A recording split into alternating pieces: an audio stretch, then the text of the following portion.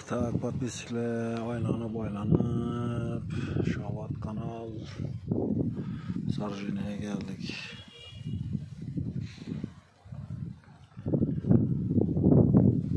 Deyimenden kim oturasın hem gelmedi.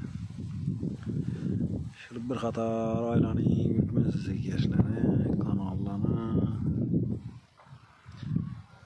Zaten taşkarı başka balıkçılar hem gelip sonra bir anla çek hemen bazar gün bana balık kadar var.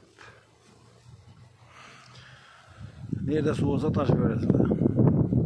Sudaki nerede o?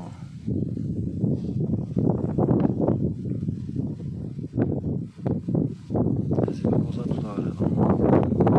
Şamal var. Şamal kattırak. Bize para verirler.